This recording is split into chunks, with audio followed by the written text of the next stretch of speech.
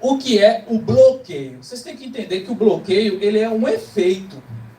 Um efeito que tem uma causa. Então eu tenho o bloqueio e eu tenho a causa. O bloqueio é o efeito. Eu quero começar a investir, mas eu me sinto inseguro e não invisto. O que foi que te bloqueou? A insegurança. Eu quero vir no palco fazer uma palestra, eu quero falar, e eu tenho medo do julgamento que as pessoas vão fazer sobre mim. Olha o efeito, você não faz porque você tem o medo de julgamento. Então o bloqueio ele é sempre um efeito que te impede de fazer algo. Tem bloqueio na área dos relacionamentos, tem mulher que é bloqueada e fala bem assim, não, eu vivo solteiro porque eu prefiro não me relacionar com homem porque homem é tudo igual. Quando abre a boca para falar isso, você está revelando bloqueios.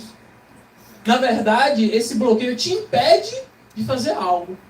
Então, é muito importante você olhar que o bloqueio é o efeito. E quando a gente olha para os efeitos, a gente não resolve o problema. A gente precisa encontrar a raiz do problema. A raiz é a causa do bloqueio emocional.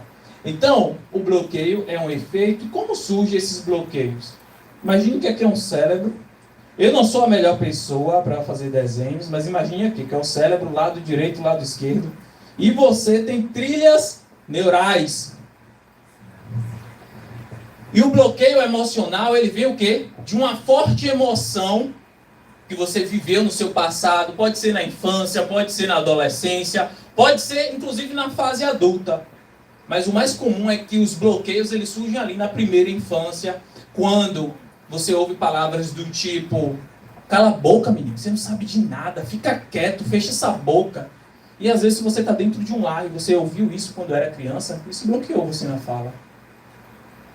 Às vezes no colégio, os colegas fizeram bullying com você. Você é burro, você não sabe, tirou 0 na prova. Você teve uma experiência emocional tão negativa que você trouxe aquilo para a sua identidade. Aí você pode ter um bloqueio de identidade. Acreditar que você é burro, incapaz, sendo que você na verdade não é.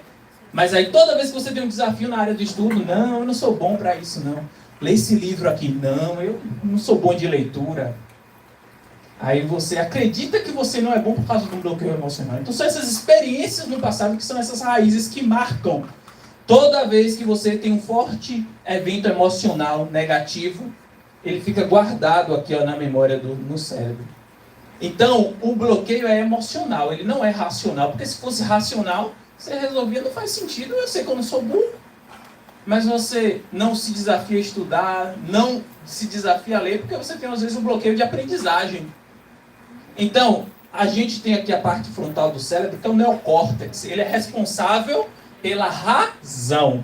Mas o bloqueio não está na razão. Ele está na parte emocional, no evento emocional lá do passado.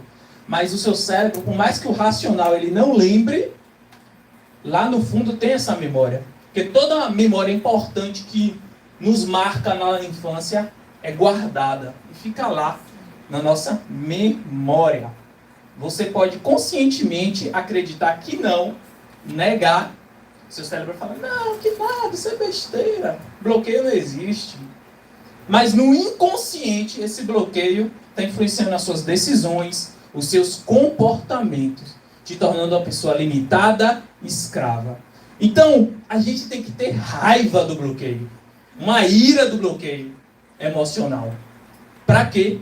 Para desbloquear. Só por que ira? Por que raiva? Levanta a mão aqui. Quem tem dificuldade de dar um grito de raiva? Quem levanta a mão? Eu não tenho. Você tem? Se alguém pisar no seu pé e sentir muita dor, você não dá um grito de raiva? A gente carrega esse potencial. Às vezes você está bloqueado também nessa questão da voz. E a raiva é uma emoção forte, sim ou não? Sim. A raiva é uma forte emoção. Por isso, a raiva, a ira, pode ser utilizada para romper o bloqueio. Se você lembra a situação, lembra o local, lembra quem foi a pessoa e você ativa a ira para aquela situação, você tem a capacidade de ressignificar através da raiva esse bloqueio. Como funciona esse processo, Gustavo? Primeiro, entenda que pessoas bloqueiam pessoas. Objeto não bloqueia a pessoa, mas Outras pessoas bloqueadas bloqueiam pessoas. Tem aquela máxima, né, dos terapeutas, né? Pessoas curadas curam, pessoas feridas ferem. E é nesse lugar, é um pouco disso que acontece.